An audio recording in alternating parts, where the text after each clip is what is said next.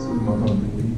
Tellement habitué d'être en arrière d'un micro, ça ne durera pas très longtemps. Je suis très content d'être ici ce soir, vraiment. Merci pour l'invitation. À l'un de tout le monde UX, merci d'être ici.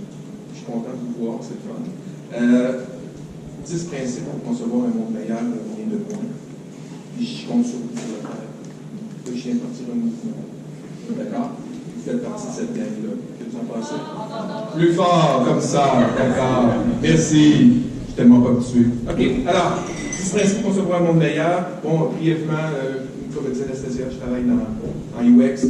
J'ai plus d'expérience que... j'ai autant d'expérience qu'il y en a. Bref, quand vous étiez né, bref, j'ai 30 ans d'expérience. Il y en a qui sont plus jeunes que non. Ça.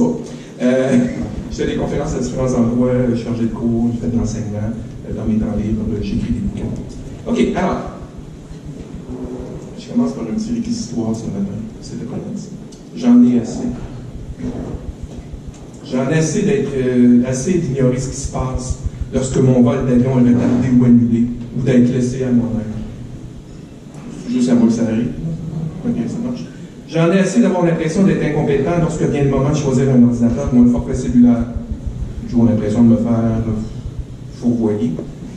J'en ai assez de rien comprendre lorsque je remplis un formulaire de réclamation d'assurance ou du gouvernement. On y travaille. J'en ai assez des contrats impossibles à déchiffrer sans avoir un bac en droit. J'en ai assez de perdre mon temps à répéter mon histoire à plusieurs personnes lorsque j'ai besoin d'aide. J'en ai assez de patienter des heures dans la salle d'attente d'une urgence sans savoir quand je suis vu par un médecin. J'en ai assez d'être servi par des airs bêtes, ou de cochons, si vous préférez, mais c'est pas fait pour les cochons, des gens incompétents ou qui me donnent l'impression de les déranger. J'en ai assez d'être traité comme un numéro, un dossier ou un cas, sans la moindre considération ou empathie. J'en ai assez de naviguer dans les dédales des systèmes téléphoniques pour arriver dans une impasse, de ne pas trouver ce que je cherchais, de me faire raccrocher au nez ou d'attendre plusieurs minutes avant qu'on me réponde. J'en ai assez de devoir créer un profil avec un mot de passe digne d'une institution financière pour acheter un billet de cinéma ou être notifié par texto de la réception d'un colis. J'en ai assez de ne pas savoir précisément quand un livreur ou un installateur va passer, si ce n'est demain dans la journée. J'en ai assez de devoir appeler plusieurs fois pour m'assurer qu'une erreur commise par un fournisseur a bel et bien été corrigée. J'en ai assez qu'on ne respecte pas ses engagements. J'en ai assez qu'on ne me dise pas merci lorsque j'achète un produit ou un service. J'ai le droit, en tant que citoyen, client, patient, usager, à de la simplicité, de l'écoute, du conseil, du respect et de l'empathie. J'en ai assez, d'autant plus que des solutions humaines et technologiques existent et qu'elles peuvent être mises en place facilement et rapidement. Bref, j'en ai assez des procédures compliquées et j'en ai assez de perdre mon temps. Il faut que ça cesse.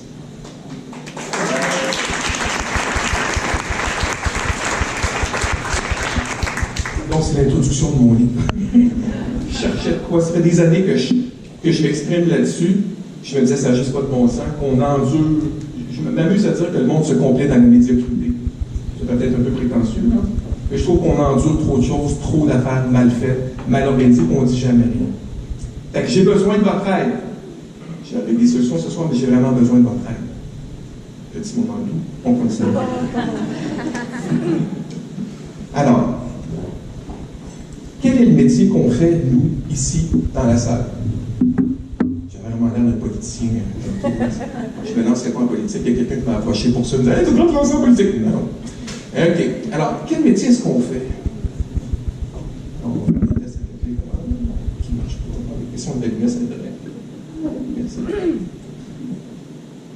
Selon moi, nous sommes tous des designers d'expérience. Peu importe le travail qu'on fait. Même les devs. Surtout les devs. OK? Et on pense que c'est juste les gens qui font le front, qui font le UX, qui font le design graphique. Mais si c'est lent, si c'est buggé, si ça ne marche pas, si on ne comprend pas les codes, si ça ne s'affiche pas sur notre téléphone de manière intelligente, et si l'expérience est ratée. D'accord? Donc, on a tous un rôle. Nous sommes tous designers d'expérience client. Dans le fond, on est des designers d'expérience, puis ce qu'on veut, c'est créer une émotion positive. On veut que l'humain se sente, il veut se sentir accueilli, aidé, apprécié, compris, écouté, heureux.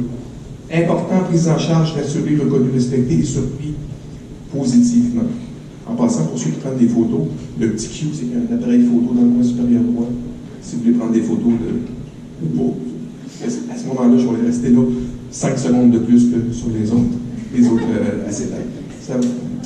Maintenant, on ne veut pas créer un monde d'expérience où les gens se sentent abaissés, abandonnés, contrariés, déçus, frustrés, ignorés, incompétents, incompris, irrités, pris pour acquis, ça fait l'affaire, ridiculisés ou surpris négativement.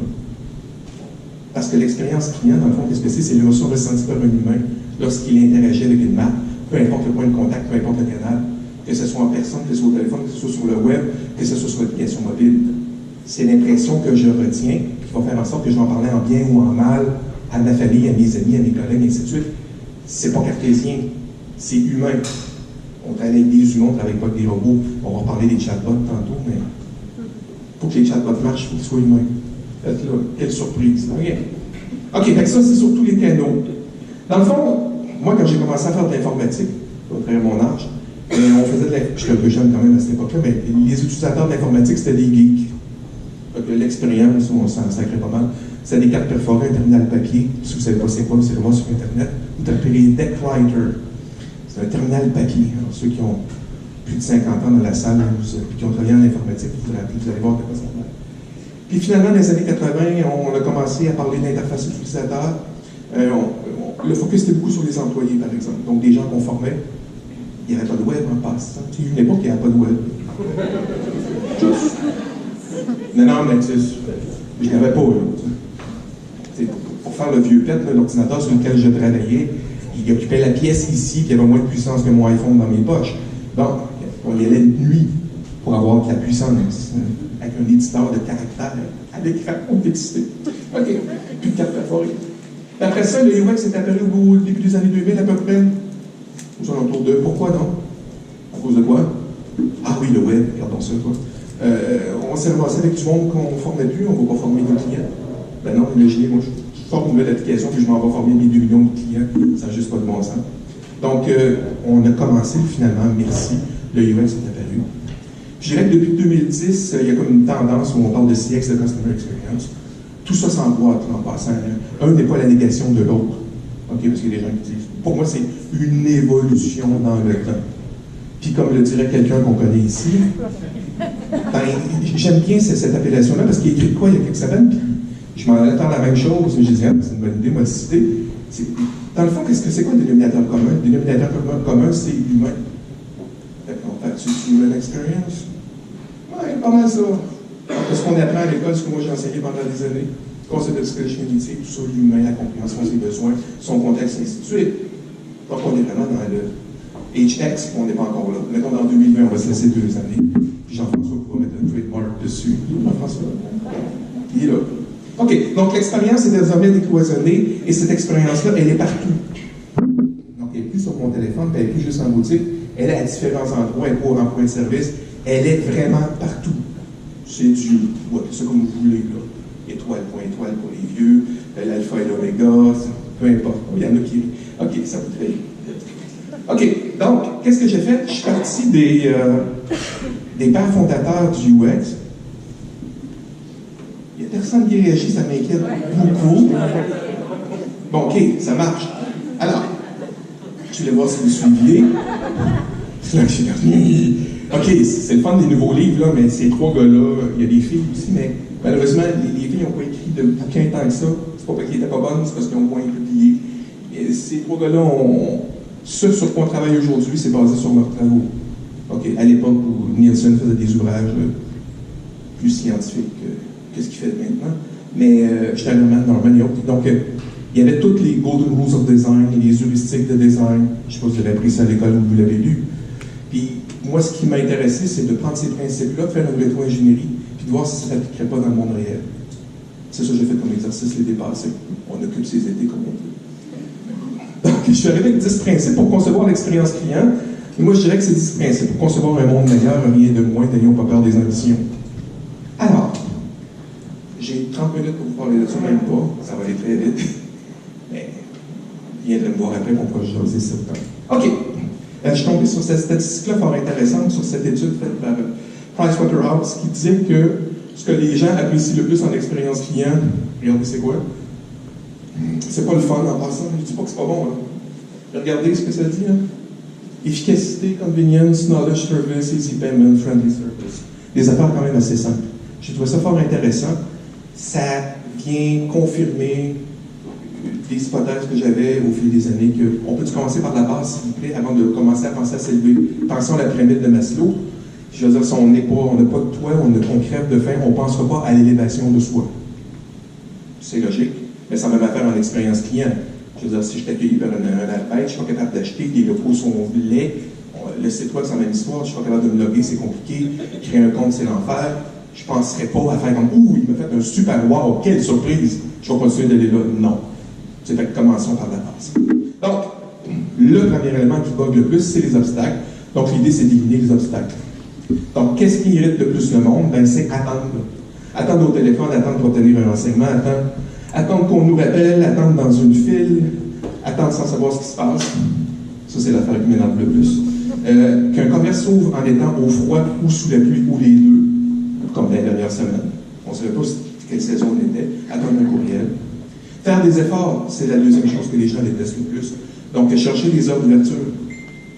Vous cherchez les heures d'ouverture de commerce sur Internet, vous serez surpris de voir qu'il n'y en a pas. Une adresse, c'est con. Y a-t-il un parking à côté? Choisir un produit, c'est compliqué. Connaître le prix. Acheter un produit. Obtenir du soutien. Apporter un changement. Faire livrer quelque chose. Retourner quelque chose. Formuler une plainte. Le lien est au 25e niveau de sous-sol, parce qu'ils ne veulent pas qu'on clique dessus. Donc, il faut faire des efforts aussi pour consulter un site web qui n'a pas été conçu mobile first. Il y en a-tu encore? Oui, malheureusement. Créer un compte utilisateur, créer un mot de passe digne de la NSC, prouver qu'on n'est pas des robots. J'adore ça. Cliquer sur la... Ah, come on! Je suis pas un robot, tu te vois que je suis pas un robot. OK, comprendre, rappeler, relancer, harceler. Pour atteindre un objectif ou résoudre un problème. J'aime beaucoup cette vidéo-là. Il y en a certains qui l'ont vue, mais je trouve que ça illustre tellement bien la complication de vie.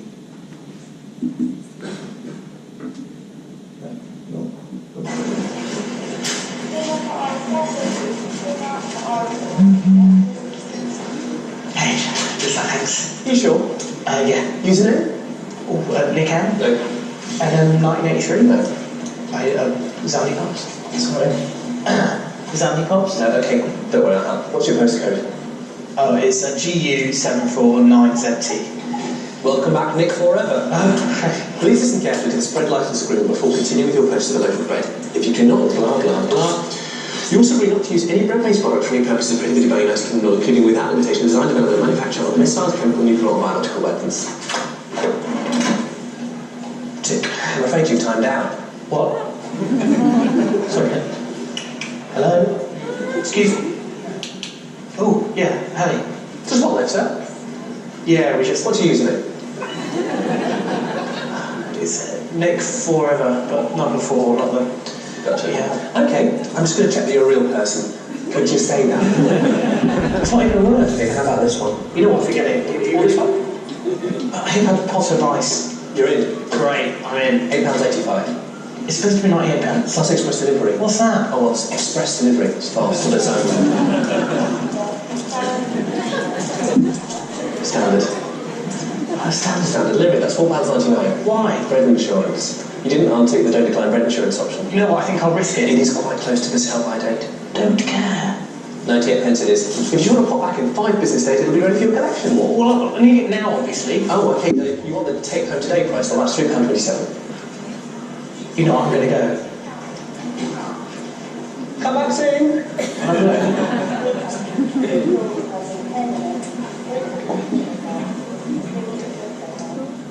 J'adore cette vidéo. Dans le fond, tout ce qu'ils ont fait, c'est brillant de la gang de Google, c'est qu'ils ont transposé dans le monde physique le numérique pour montrer comment parfois c'est absurde. C'est complètement ridicule. Donc, des fois, pour toutes sortes de prétextes, souvent des bonnes raisons, mais l'enfer est pavé de bonnes intentions, on complexifie les processus inutilement. OK. Deuxième règle, parler le langage du client. Ça faisait quoi? Arrêtez de parler lingo puis parler le vocabulaire du client normal. Je continue. Adaptez-vous. Troisième règle. C'est pas au client à s'adapter, c'est à nous à s'adapter au client. On le sait. Donc, qu'est-ce qu'il faut faire pour s'adapter au client? Il faut le connaître en premier lieu. C'est une tautologie. Là. Mais je suis tellement surpris quand je rentre dans des organisations. C'est qui vos clients? Ah ben là, c'est des clients. Ouais. Ils achètent. Et, ben, ils viennent de la région de Québec. Là. Ils ont un revenu mitoyen de « Hey, ça m'aide pour faire du design, moi ça me parle. » Tu peux être plus ou moins documenté que ça, s'il vous plaît, dans ton organisation. On n'a pas l'information, donc il faut le connaître. Il faut que je m'intéresse au client, à ce qu'il est, ce qu'il vit, à ce qu'il veut, à son contexte. Puis il faut que je le connaisse sur au moins 4 dimensions. Je ne peux pas juste le connaître sur une partie socio-démographique. Il faut que je le connaisse sur le relationnel, le physique, le rationnel, l'émotionnel. Je n'ai pas le temps de vous donner un cours sur la création de personnes ce soir, mais comprenez qu'il faut au moins j'ai ces dimensions-là. Après ça, il faut que je fasse de la recherche, s'il vous plaît. Sinon, on fait du design suppositoire. Vous savez ce que c'est? J'ai un trait de marque là-dessus. C'est du design basé sur des suppositions. Okay? Vous allez vous en rappeler. Je m'excuse, j'enseigne trop longtemps à l'université. Donc, n'oubliez pas la recherche. Pour utiliser vos personas. Ça n'a pas été fait pour les cochons. Hein. On ne les a pas inventés, là. Les personas, c'est un moyen de communication. C'est pas une fin en soi, en passant. C'est un outil de com pour communiquer ce qu'on a appris de notre recherche. C'est beaucoup plus parlant pour un gestionnaire de parler de Bob, ou de Tom, ou de Marie, ou de Marie-Pierre, que de chiffres et de stats. D'accord? Puis croyez pas tout ce qui est écrit sur Internet et sur Medium. Quand j'ai vu ça l'autre fois, j'ai dit, c'est quoi ça? C'est du grand n'importe quoi. Vraiment, j'ai vu ça, j'ai démoli ça, ça m'a fait un plus grand déplaisir. OK. Après ça, excusez-moi, ça me fait du bien. Soyez poli et empathique. Donc, on va éviter ça, s'il vous plaît. On peut-tu? Ça fait même affaire sur le web. On est capable d'être bête de même sur le numérique. Là.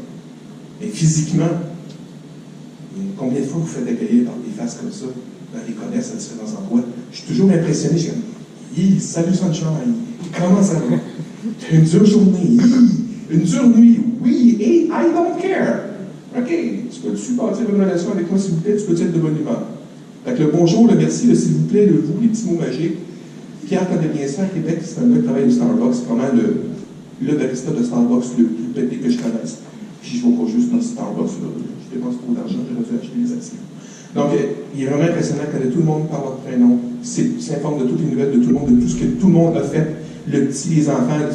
Il est hallucinant en français, en anglais, les touristes qui reviennent, les gens d'affaires qui reviennent à Québec, ils reconnaissent, je suis comme, Pierre, c'était hallucinant. Ça, c'est l'accueil.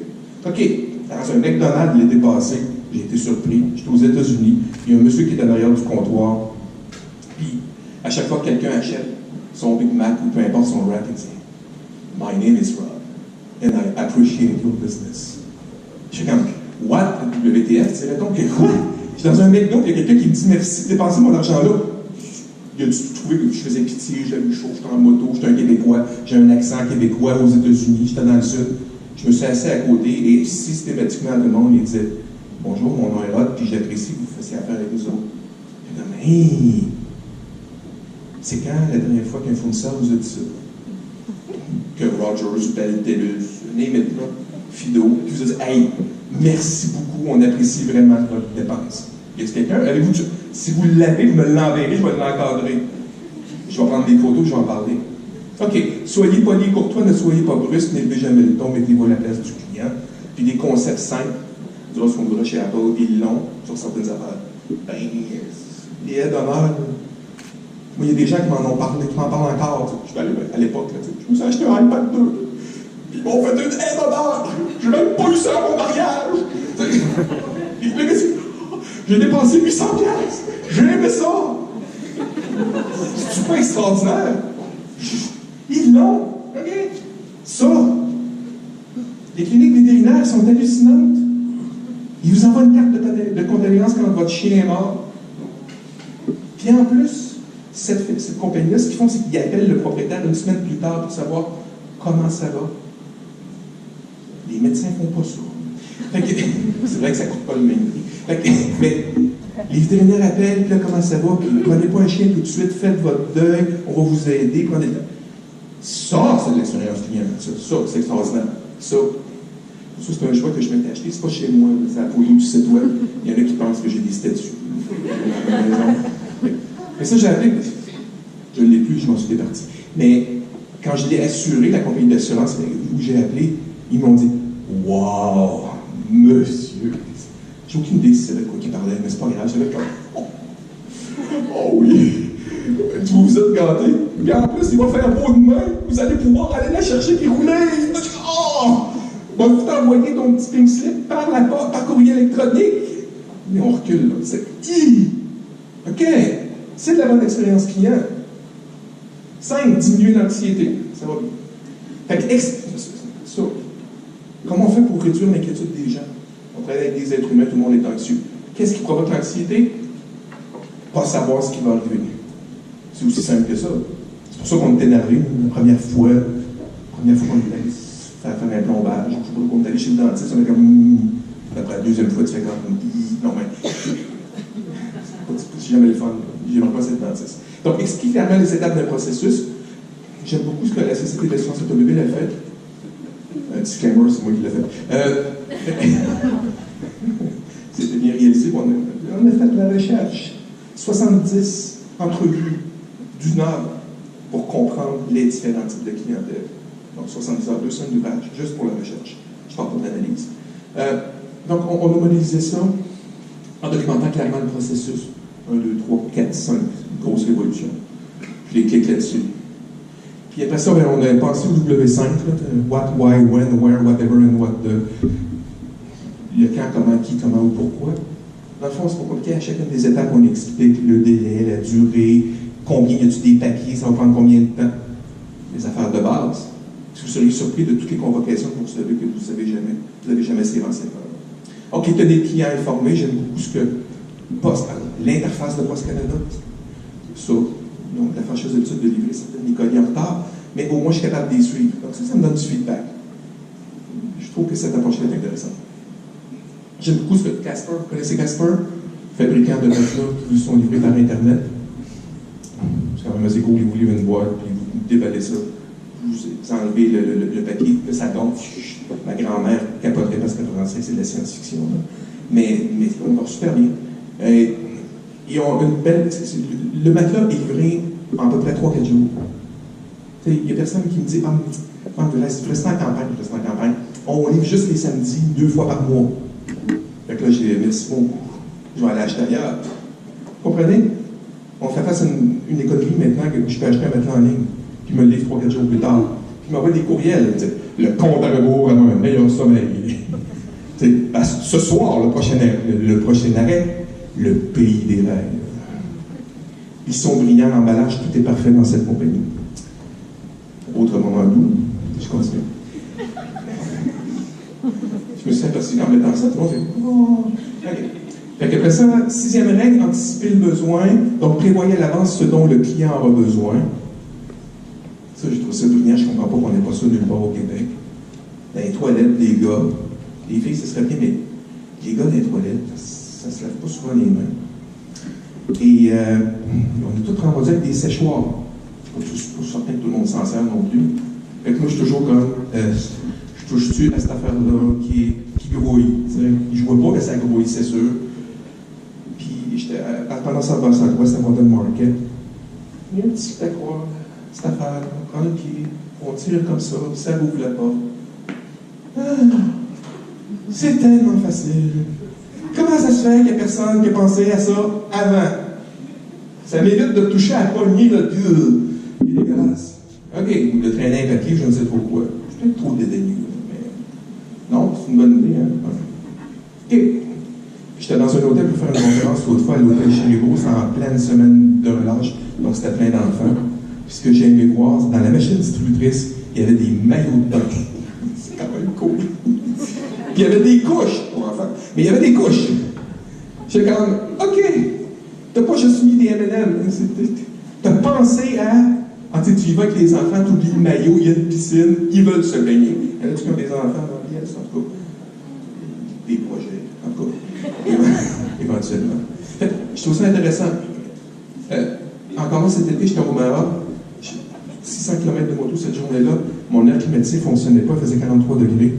Et puis, je suis arrivé complètement lessivé au restaurant. Là, il y a Mike qui est là, qui font des extraordinaires sushis. Puis là, il prend un bout de papier. La première affaire qu'il me pointe, c'est la crèmerie, la place de crème glacée du coin.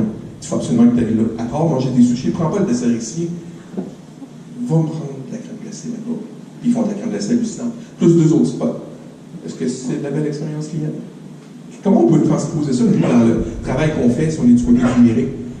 Tout ce que je vous parle aujourd'hui dans le physique, ça s'applique directement dans le numérique. Un 7, ne faites pas répéter le client. Ah, ça, c'est ma mésaventure en janvier. C'est le fun, le clavardage en ligne. Sauf que quand il faut que tu répètes 3 fois ton histoire, c'est pas terrible. La première fois, je n'étais pas dans la bonne ligne d'affaires. Ils m'ont transféré à quelqu'un d'autre qui me dit pour bien vous servir, j'aimerais savoir tout ce que vous avez dit à mon collègue avant. Que tu en texte, c'était long. J'ai été obligé de le copier dans un éditeur de texte, un traitement de texte, parce que je me dis, s'ils me leur demandent, c'est pas vrai, je vais leur taper. J'ai bien fait parce que, pendant que j'étais en train de clavarder en ligne, mon téléphone a sonné. J'ai parlé pendant 2 minutes. Qu'est-ce qui est arrivé? Time out session. J'ai perdu ma connexion. Il n'était plus là. Fait que plus je leur demande une autre fois. Tout ce que je voulais, c'était activer la messagerie visuelle sur mon nouvel iPhone. Ce n'était que ça. Ça a pris 45 minutes. Heureusement que je n'étais pas chez un client en train de... Vous comprenez? Hein? J'étais chez moi en train de travailler. Imaginez que si vous êtes à votre bureau en train de travailler, avez-vous le luxe de perdre 45 minutes pour faire un changement sur votre téléphone? Je pense pas. Encourager l'essai, n'emprisonnez pas le client. Ben, je reviens sur Casper, mais 100 nuits d'essai gratuites. C'est après 100 nuits. Tu as 100 nuits pour ne pas l'aimer. Ils leur retournent, c'est gratuit. Ils ne leur vendent pas, ils envoient des offres de charité. Pas de questions posées, rien, merci, bonjour. C'est quoi votre politique de retour? Qu'est-ce qui arrive si un client n'est pas satisfait? Qu'est-ce que je fais pour répondre à ce besoin-là? 9, inspirer confiance. Moi, ça, c'est mon test classique. Vous avez 2 choix, faire affaire avec ce business-là ou celle-là, je recommence. OK, clignez pas des yeux. Fait que vous avez le choix de faire affaire avec celle-là ou celle-là. Fait que c'est assez simple. Fait que cette transposition-là, physique, est tout aussi bonne dans le numérique.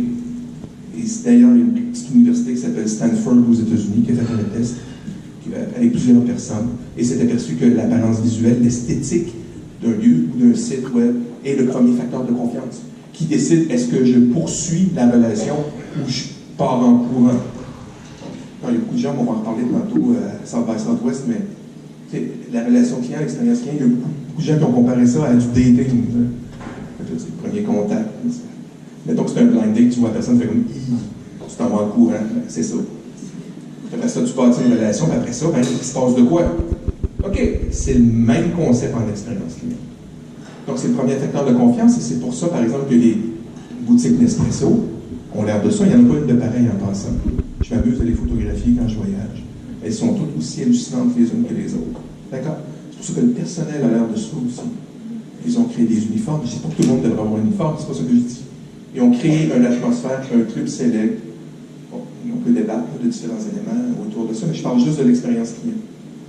Ils ont réussi à définir de quoi de remarquable. Bon, Apple.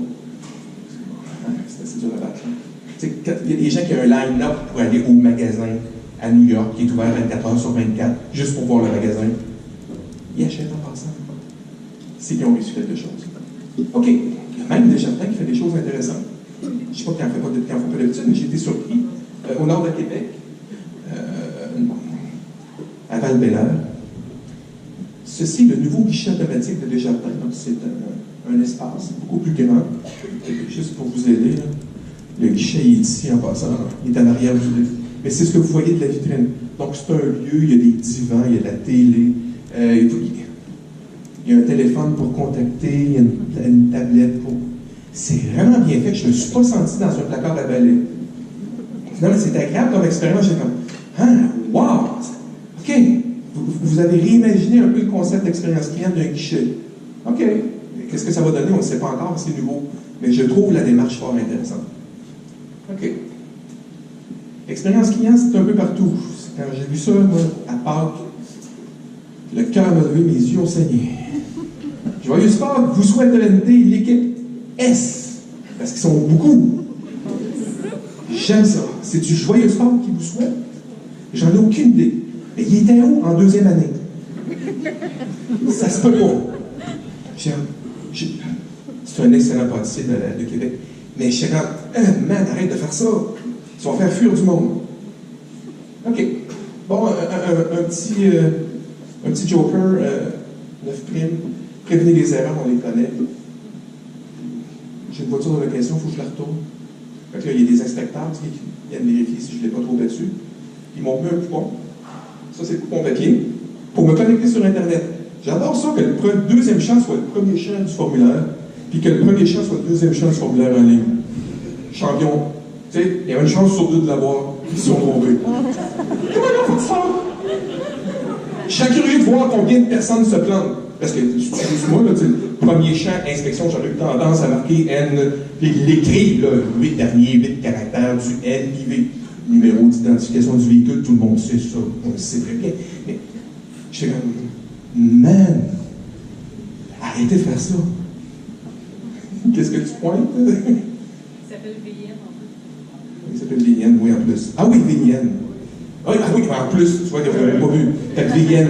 Fait que, il y a quand même, sur deux champs, ils ont réussi à créer 2 incohérences. 3 peut-être. OK. OK. Dixième principe, surprenez. OK, donc pensez aux moindres détails. J'aime beaucoup, encore là, vous allez croire que je suis commandité par Casper. Juste ce qu'ils font. Ils font des matelas pour chiens. Vous tapez Casper Dog Mattress Unboxing sur Internet, vous allez voir, il y en a un container. Puis à quoi ils ont pensé? Ils ont pensé à un toutou, un jouet pour le chien, pour le calmer pendant qu'on est en train d'assembler son lit, parce qu'il est fou comme d'abord. C'est ça qui arrive. Ils ont, excusez mon vocabulaire, connerie. Mais vous comprenez, il est trop excité. Fait, c'est une bonne idée. Il coûte combien le toutou? 20 cents peut-être, je crois qu'il est fait par où, ou qui, mais je trouve que c'est comme, vous avez vraiment pensé à tout. Vraiment. OK, faites sourire, ça, j'aime beaucoup ce que Mou fait avec, c'est là où je fais faire mes cartes. Puis quand je commande mes cartes, une fois, c'est écrit, you have cool hair. Vous avez de beaux cheveux. OK, d'accord. Ça ne coûte rien à nous de faire ça. Mais ça provoque un petit sourire, un petit clin d'œil. J'en parle. Je l'ai mis dans mon livre. Ça vaut combien? Je ne sais pas. C'est une bonne pub, j'en parle à tout le monde. OK. Dites merci de façon créative. Ça, c'est M. Jasmin. Certains vont le reconnaître, du côté des centres de contact. Quand il est venu au HALT à Sainte-Foy, pour la 15e fois, ils ont mis cette carte-là. Cette espèce de carte d'anniversaire. C'est quand même gentil. De toute façon, si la famille Germain, ils savent en expérience client, ils pourraient écrire des livres là-dessus sans problème. Mais qu'est-ce qu'il a fait, Pierre-Marc? Il a posté sur LinkedIn. Il y a beaucoup de gens qui ont ça, qui ont été exposés à la marque du HALT. Faites l'opposé de ce qui est attendu. Ça, j'aime beaucoup ça. Ça, c'est les passagers qui sont arrivés à l'aéroport Jean-Lesage à Québec dans la nuit du 24 au 25 décembre. Au lieu d'avoir des valises, il y avait des cadeaux identiques à leur nom. Les valises ont suivi. Si les valises n'avaient pas suivi, ça aurait été un feuille. OK. Fait que, excusez la qualité de la photo. C'est la photo que j'ai eue dans le journal, mais elle était pas mal contente. Tout le monde avait une boîte étiquetée. Pensez-y, là. Vous arrivez à l'aéroport après un voyage, on est écœurés, on est passé aux douanes, peu importe. Puis là, il y a le carrousel, il part, c'est pas celui-là, c'est pas ma valise, c'est d'autres affaires. Non, tu vois des cadeaux à ton nom. C'est quand même cool. À l'intérieur, il y avait des polars avec les appellations, les toilettes d'appellation de l'aéroport de Québec YQP. C'est quand même une bonne idée. OK. Faites sentir les clients big, c'est le dernier principe. Ça, le Popsicle Hotline.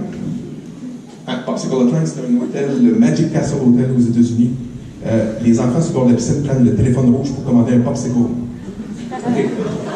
Puis, ce que le vendeur, le serveur arrive, il est en saut, tout, avec un plateau d'argent, il vient livrer le popsicle aux enfants.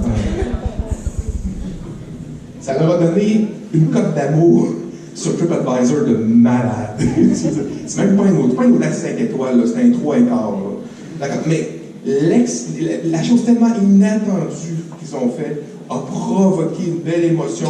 Les jeunes se sentent big, comprends-tu? Je peux commander un popsicle aux cerises. Puis il y a un gars en saut qui vient me le livrer dans la piscine.